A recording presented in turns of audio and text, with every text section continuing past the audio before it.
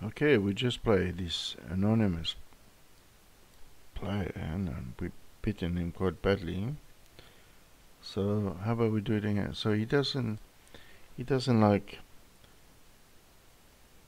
unconventional openings. Okay, take this way, take that way. We just go here. Then we're just gonna play bishop here. The idea is to speed up the castling, which is probably going to do as well. And we're going to play. We're actually going to take, and we're going to isolate this d4 pawn. Not here. If he wants to do that, I'm going to hang on to the pawn now.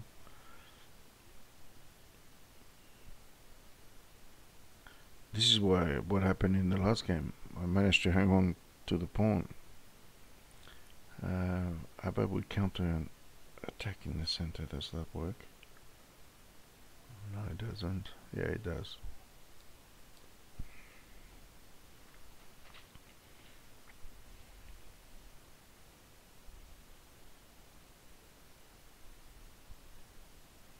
Another way of doing this, which is a bit slow, would have been c6 with the intent of b5, but knight here would eventually attack this. This causes some problems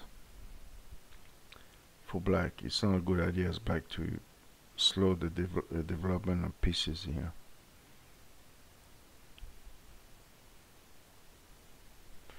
Oh, what a deep move this must have been. Alright, he's got to just make a decision. Take the knight or get off.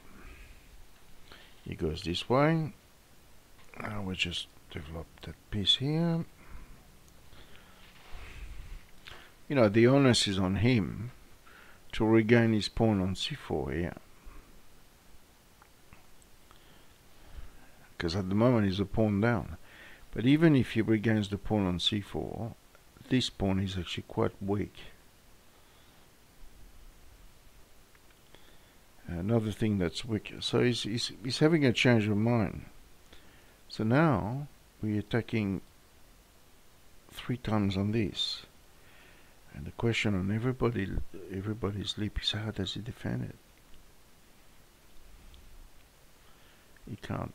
He just plays there. Bishop takes is good enough. I mean, positionally he's already lost his bishop on large square, so if we lose ours, it's not a big deal. Okay. Can we afford to just take here? And then when the rook swings here, we might just about play this. And the idea of this is if he takes here, we might have something on the e file. Maybe we don't. Okay, he takes, probably best move. I'm not going to take, I'm just going to go here.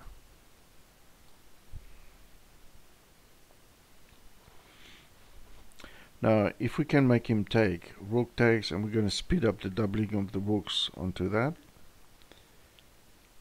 We have a good endgame. We got 3 versus 1 on the queen side, and we have the pair of bishops still at this stage. He cannot take because we just pick up the queen, so he's got to actually, if he drops back here, that's not a good move. That is not a good move at all. Where does the queen go now? It goes to b3. And oh dear. That's a very silly move. Just go there. So now he's getting forked. He's getting forked alive.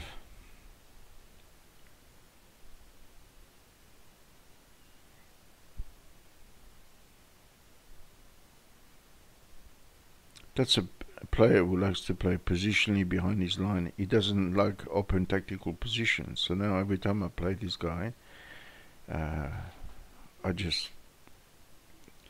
can even get away with playing unsound openings with players like him. Just take with the knight.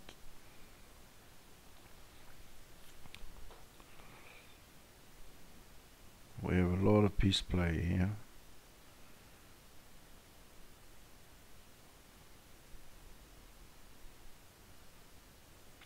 If knight c5, we can put a rook behind here, and he's going to lose something else.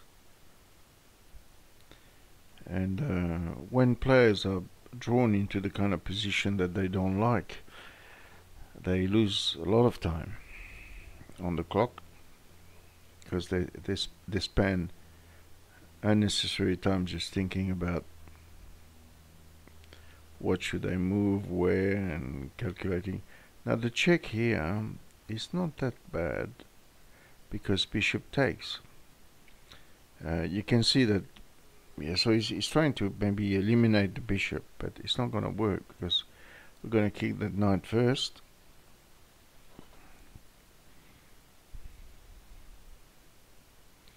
If rook takes,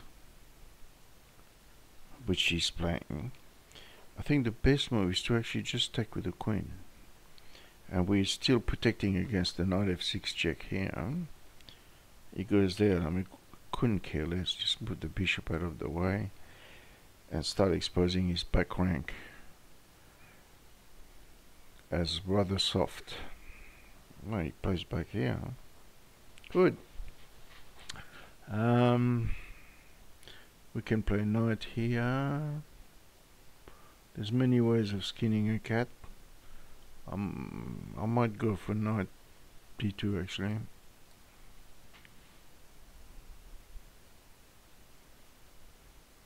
Because if knight takes, queen takes, then we're threatening rook e1, which threatens rook takes, rook, king takes, queen d1 mate.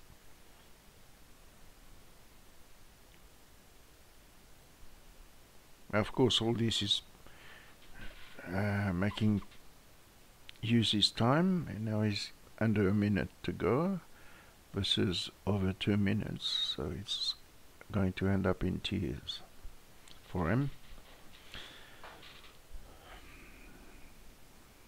He's probably staring at the board. He's got no answer, absolutely none. Yeah, and so it took all this time for playing a move that's rather obvious. Now with all this firepower here, I don't think it was a good idea. Like I said, we're going to play rook e1, threatening rook takes, queen mate, but the knight on the side of the board is just not a good idea. Now how does he defend against the threat of rook takes and rook mate, queen mate here? He would have to play queen f3 or so, or perhaps he can't. Anyway, that's lost.